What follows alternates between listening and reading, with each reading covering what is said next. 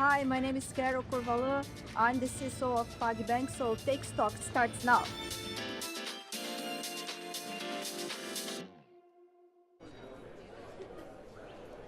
2 minutes to go into the close here on what is set to be another history-setting day on Wall Street, at least for the Russell 2000. The small caps, the best of the bunch across the major market indexes. The final tail of the tape with about 90 seconds to go or so into the close, as we are expecting fresh all-time highs for the close for the New York Stock Exchange Composite Index, as well as for the small caps. Utilities, industrials, and technology stocks, those are your big winners out of the 11 sectors in the S&P 500. Though we do have losses to the downside, those laggards include energy, healthcare, as well as telecom. Welcome to the broadcast, one and all. You are watching Taking Stock. I am your host, JD Durkin. Mere moments away, my friends, from the ringing of the iconic closing bell here at the big board. Gold and silver both taking a little bit of a breather after what has been a remarkable run of all-time high after all-time high. Oil benchmarks, WTI and Brent crude, both down about 3% or so on the day. And the crypto majors are all down as well. We'll talk a lot more about crypto price action coming up in just a bit here on the show. The Magnificent Seven tech stocks are in mixed territory. The big winner out of the bunch is NVIDIA.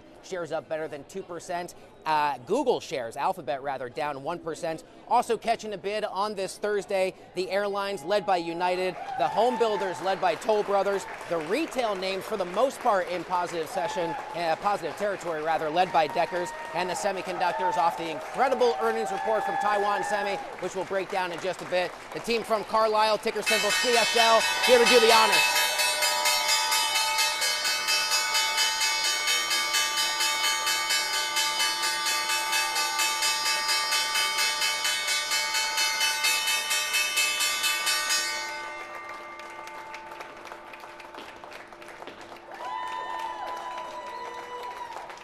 And with the sound of those three gravel strikes, we officially bring about a close to the closing auction here on Wall Street. A record-setting day for the NYSE Composite Index, as well as for the Russell 2000. Let's take a look and give you your final tail of the tape on this Thursday, January 15th. How is it already January 15th? The S&P 500 up, let's call it 0.3. The Dow 30 components up, I believe that's 0.6. The NYSE Composite Index up 0.4, and the small caps, the best of the bunch, up almost a full percent. Let's bring in our good friend Sarah Foster to kick off the show. She is U.S. economy reporter and analyst at Bankrate. Thank you for being here, as always. Thanks for having me back. Yeah, always great to be here. We're still right. There seems like there's so much choppiness, so much volatility, so much uncertainty. We're still right about at all-time highs. What are you tracking for price action? I'm calling it falling up the stairs. It's, choppy. The markets are volatile, but I think for the first time in a long time, what I'm hearing from many economists that I'm talking to is that there's optimism. We run a quarterly survey. 50% of the economists that we polled say that growth could be above trend this year. Only 20% expect it to be below trend.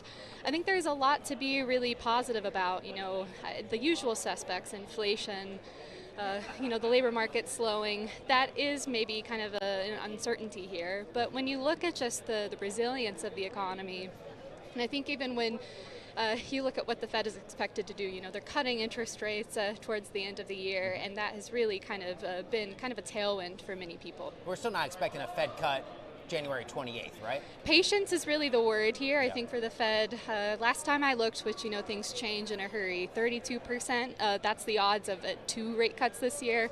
The Fed is likely going to be patient to start the year, and that's just because of the data that we've gotten lately with inflation, with the labor market.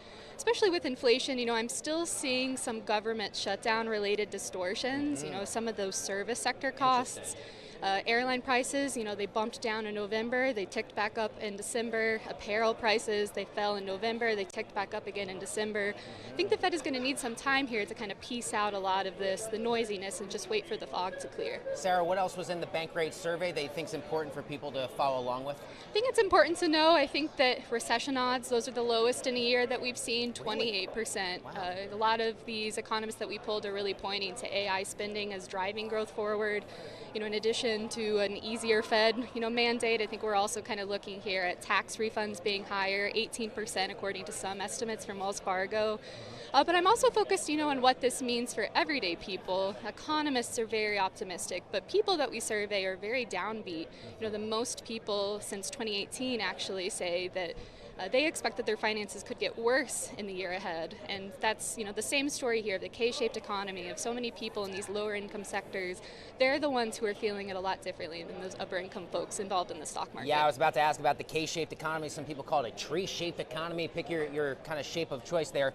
Who is the economy largely helping? What more do we have a sense for consumer confidence and consumer sentiment, which does drive kind of the overall economic positioning for a lot of Americans and how they spend money in the day-to-day economy? Yeah, we just released a survey at Bankrate that found that about 50% of cardholders are actually carrying debt from month to month.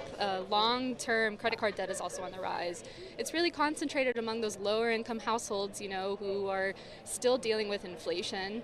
We also look at, wages versus inflation. We still see that there's a little bit of a gap here. So their purchasing power, when you look back to the beginning, or at least the beginning of the recovery from the pandemic, it's still in the negatives.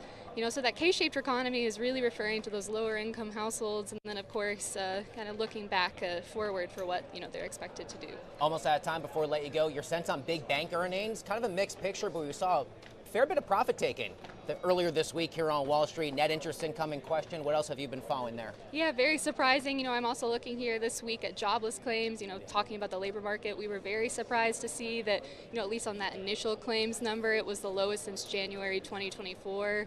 I think when it comes to the labor market, you're also looking here at job growth in 2025. It was about a fraction of what it was in 2024. So when we're talking here too about how downbeat so many households feel, I think when you look at how job growth is really just not really helping very many people find a new position. They're kind of stuck in that low hire, no fire labor market. That's another thing that I think is going to be important to watch. Sarah Foster, one of our absolute favorite go-to guests here for Taking Stock. She is U.S. economy reporter and an analyst at Bankrate. We always love the survey data in particular. Come back anytime. Great to have you. Thanks for having me. Josh will grab your mic. Jeff, you and I will head this way and go for a walk. We'll now bring you the latest Polymarket event contract odds as Polymarket participants are trying to figure out the question, what price will Bitcoin hit in 2026? 91% odds up on Polymarket that it will hit 100,000, which it has not done since Thursday, November 13th. 44% chance it hits a fresh all-time high of 130,000 at some point this year. 16% odds it hits 170K between now and the end of 2026.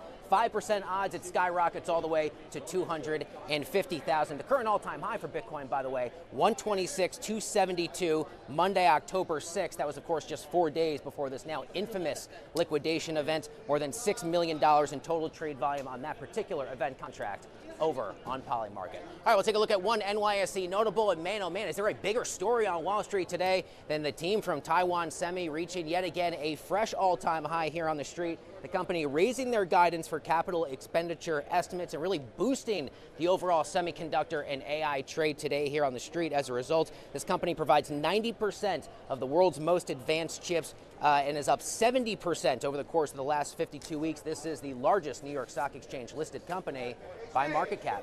We'll now bring you part two of Cheddar's Chris Castellino's ongoing robotics breakdown. He's been on the ground there at CES 2026 in Las Vegas, Nevada. Take a look. We all go on airplanes all the time. When you come into a gate or you're leaving a gate, you always see the wing walker, the human being out there with a wand. And if it's at night, it's usually lit up and they're, moving the airplane in. This does it autonomously. That's a dangerous job. Sometimes there are not enough people on the tarmac of the airport to do it. Sometimes that's why it takes longer to get into your gate than you want it to take. Well, with these autonomously will precisely bring aircraft in and out of gates.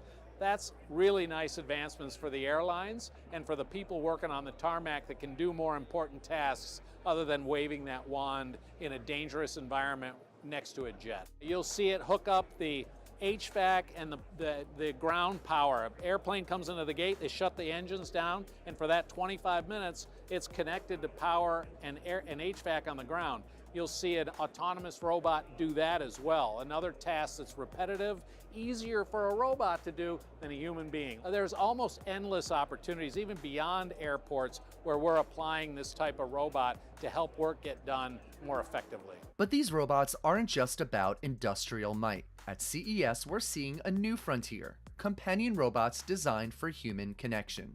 Realbotix, based in Las Vegas, have created the only robots at CES that look, speak, and interact like humans. There's 3 use cases. So one, customer service. We've had them deployed at different places selling tickets to shows. We can have them booking room service for you or massages. So customer service roles, number one. Number two would be companionship. So we've been talking to seniors' homes and residences. We've been talking to people that have, for example, autistic kids where they can interact with them. And the last would be entertainment, where they can be sort of, think about like a Madame Tussauds on steroids. We can make our robots look and sound like anyone on the planet and actually provide and have intelligent conversations with them. Big shout out to Chris. May your circuits never short and your coffee always be strong, unlike my battery life. What really sets Realbotix apart is the company's complex vision system. The robots can actually look at you, and it's not just observational. What they can do is recognize your facial expressions. Is this person happy, sad, angry? They can recognize if someone's in danger and add a brain to the vision. It's more than just seeing, it's being able to intelligently react to it. And while most of these humanoid robots tower over humans, Chinese startup Zeroth is taking a different approach. Smaller, safer robots designed specifically for the family home. We want to build the world's first humanoid robot that can use in the family. It's a consumer-based humanoid robot. Most of the humanoid robot now is very large and very huge, so may not very safety during the room. So for the elder people, it can do the companion and do the safety control. If they feel down, it will call for the emergency people. And it's for the child, we can do the education, and we can do some also for the mental health check, these kind of things. At a starting price of $3,000, Zeroth's smallest robot, the M1, is already available for purchase. It's only 50 centimeters high and 2.5 kilograms. So it's very safety, even for the past, even for the younger child. And perhaps the most transformative technology in robotics is giving them the sense of human touch. Japanese startup Zila has developed tactile sensors that can be integrated into any robotic hand or gripper. It's the missing piece that could unlock the next generation of robotic capability. The sensors can detect weight, hardness, and even the shape of objects, critical for handling items the robot has never encountered before. So for example, in factory automation, when you want to insert RAM into the motherboard, there would be, with vision alone, there can be slight misalignments, but with a sense of touch, you can feel if you're in the right place, how much force you're applying, and then you can do the insertion task without the risk of breaking anything. Other applications would be, for example, fruit picking, fruit sorting. When you pick the fruit, you don't want to damage it. Then you also want to sort it according, for example, to weight and ripeness.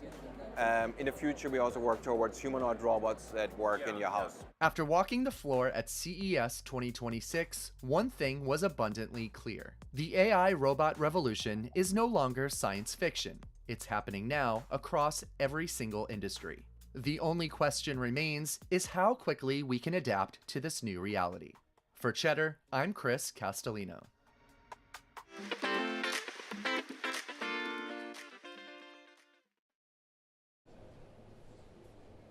Let's do it. Welcome back to the show. Time now for the latest headlines you need to know on this Thursday in the world of fintech, crypto, and artificial intelligence. Headlines. First up, the crypto majors, as we mentioned off the top of the broadcast, all down for the day. Bitcoin down 1.6%, ETH down 1.8%, and Solana, the hardest hit of the majors, down 3.6% at this hour. Next up, OpenAI buying up to 750 megawatts of compute from Cerebras through 2028 in a deal that Reuters pegs at more than $10 billion. It's a big swing to speed up ChatGPT and help Cerebras diversify revenue. And finally, Coinbase CEO Brian Armstrong says the exchange will not support the Senate Banking Committee's crypto bill, at least as it is written now, warning it could undercut DeFi, stablecoin rewards, and user privacy. All right, let's bring in our next guest. Kevin Lettinini joins us now. He is the CEO of Borderless.xyz, making, I believe you're taking stock debut. First time on the show. First time on this one. All right, it's awesome. Thank you for having me on, JD. It's very nice to have you. It. Give our viewers who might be a bit unfamiliar a bit of an introduction to Borderless.xyz and among your top priorities here in 2026. Sure. I've been in the stablecoin space for a decade now. 2026 marks 10 years, which is a long time to joke that stablecoin adoption is coming. Thankfully, we're finally there. And what we set out to do with Borderless was create the category that is now known as stablecoin payments networks. So if we imagine banks, and we imagine a world in which something like SWIFT doesn't exist, and every bank has to integrate the API of every other bank it ever wants to transact with, that's obviously not scalable. We solved that through networks. In the stablecoin world, that didn't exist. If you have a local payments provider that's in Brazil who wants to transact with somebody in Africa, they've got to go and actually make these technological integrations and these relationships through a stablecoin payments network. All of a sudden now you get counterparties that are regulated entities all over the world, all in one place. Make stablecoin cross-border way more scalable. Why don't stablecoins always trade at the same price? What should people know about general pricing for the landscape if they've heard of them as potential vehicles and investment initiatives, but maybe not really know all the details? It's a great question. There's two very specific attributes that are really important here.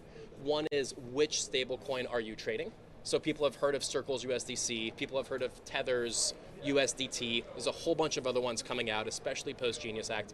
That's certainly one important element, and the reason that's important is the depth of liquidity that exists against the fiat markets.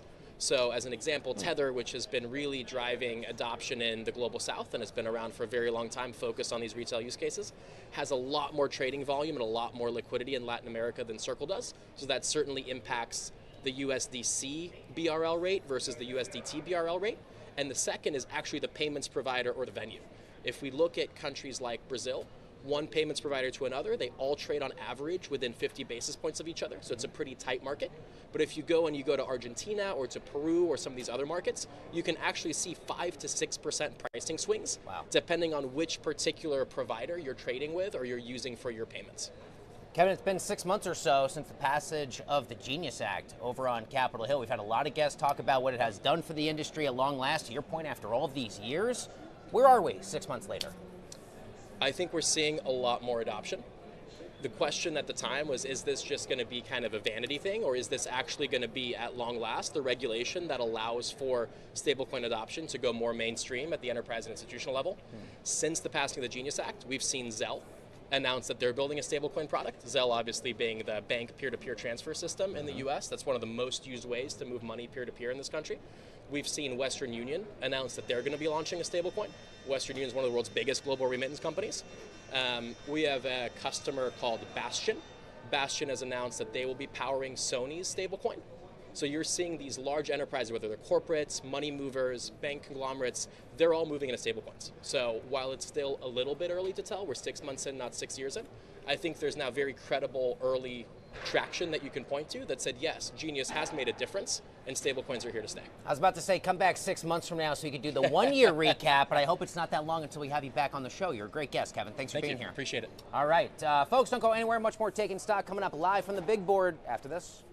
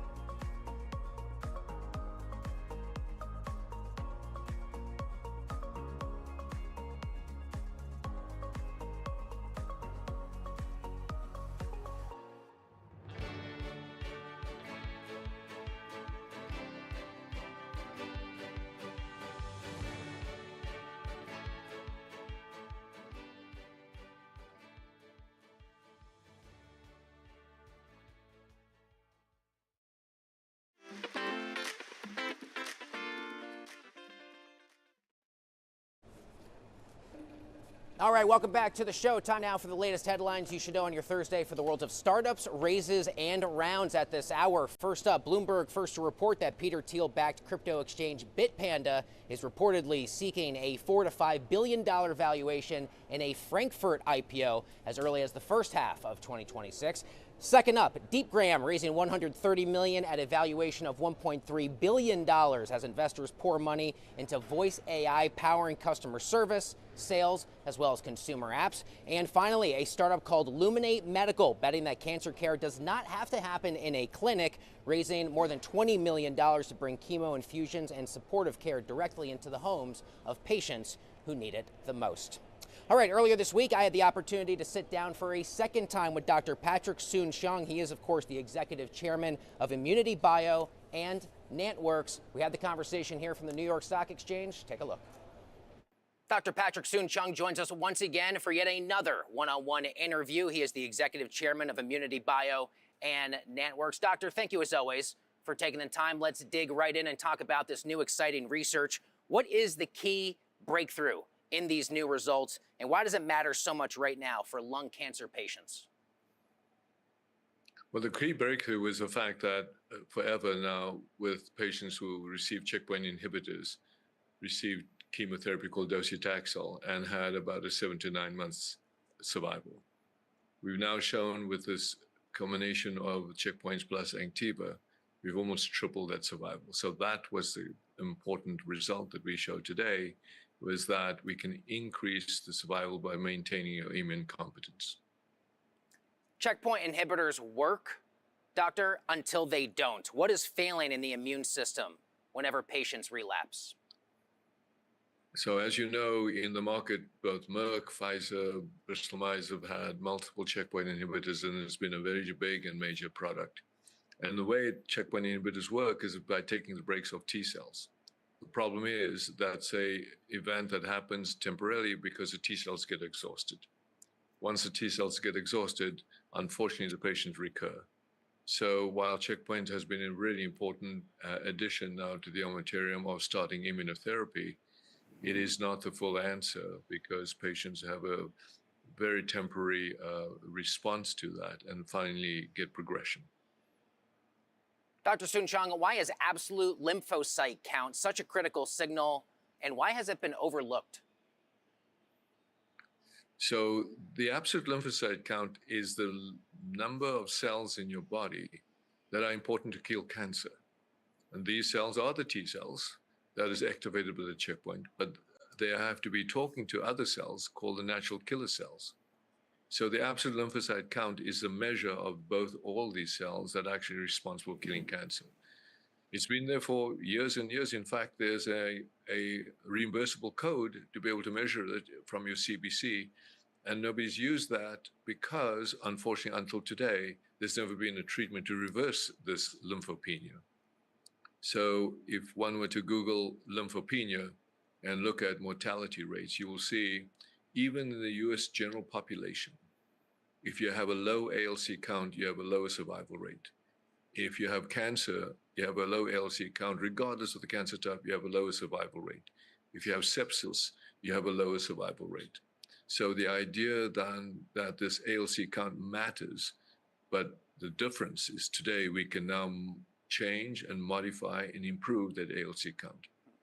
So no longer is it just a diagnostic test, it's a modifiable, treatable of an indication of whatever disease is by improving the ALC and thereby improving your immune system. Dr. Patrick Soon-Shiong, thank you for taking the time. Really appreciate you being with us today. Thank you for having me.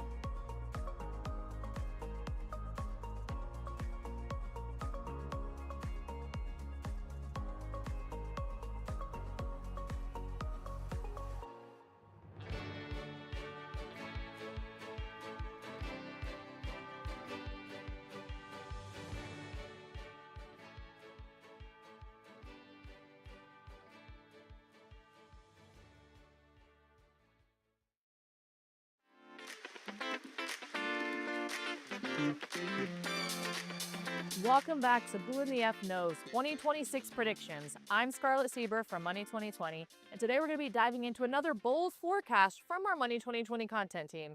If you're new here, here's the deal. I break down one prediction for the future of finance and give it a verdict. Either bank on it or bounce it. Because in fintech, you can hedge your bets, but let's be honest, who in the F really knows? Let's cash in. Today's prediction comes from Virginia Alvarez, one of the brilliant minds on our Money 2020 US content team. Virginia says that in 2026, stronger regulations will reshape finance to keep pace with AI, crypto, stablecoins, and tokenized stocks. She's talking about global frameworks and the G20 pushing faster, more transparent, interoperable payments, alongside clearer rules, fraud prevention, and scalability. Translation: a safer, more efficient, more accessible system for everyone. All right, Virginia, all right, I see it. Regulation is the plumbing that lets innovation flow without flooding the basement. On the bank on it side, yes, we need stronger rules for AI and crypto to build trust, protect consumers, and give serious builders a stable playing field. Without that, it's chaos, fraud, and a confidence gap. But here's the reality check and why I'm not ready to cash the full check yet.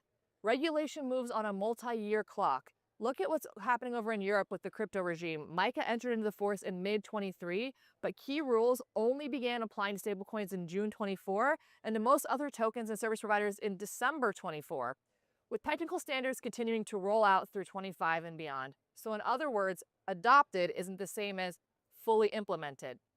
Same story with AI. The EU AI Act was published in 24 of July, entered into force in August 24, and then phases obligations in. Initial probations and literacy requirements in early 25, general purpose AI obligations starting in August 25, and then most remaining rules by August 26. The high-risk system compliance stretching all the way into 27. That is a staggered runway, people, not a single landing. Banking capital? Well, Basel III's endgame has been years in the making. Final reforms agreed in 2017, intended to apply for January 23, with jurisdictions still phasing pieces and aligning details through 25 to 27. Global convergence is slow by design. Even the G20's cross-border payments roadmap set 27 targets for speed, cost, access, and transparency, but we still got a lot to do yet. Momentum is good, but we don't have instant results. So my verdict on this one, Virginia, I have to say is only a partial bank on it. Maybe even a little bit of a bounce, but I love your idea, and here's why. Regulation is absolutely going to shape the rails for AI, crypto, stablecoins, and tokenized assets, but expecting fully harmonized, globally synchronized rules to remake finance by 26, girl, that's optimistic. The timelines tell you this is more comply and build over several years than flip the switch by next year. So what do you all think? Are we on the brink of a regulatory revolution, or should we bounce this check until the rules actually hit the street? Drop your thoughts, and don't forget to check the rest of Who in the F Knows 26 predictions at money2020.com, because in fintech, the only sure bet is that nothing is guaranteed. Welcome back to the show. Very important update on the day's news. A very happy John Harbaugh day here in New York. To all who celebrate, the New York Giants actually have a football coach. All right, tomorrow here on Wall Street, we'll hear quarterly results in the morning from PNC Bank, M&T Bank Corp, as well as Citizens Financial Group. And after the close tomorrow, we'll hear from BOK Financial Group. Your final tail of the tape on this Thursday, the small caps and the New York Stock Exchange Composite Index both reaching fresh all-time highs. The S&P 500 and Dow finishing up as well. That is going to do it for this afternoon's edition of Taking Stock. Have a great night. We will see you tomorrow.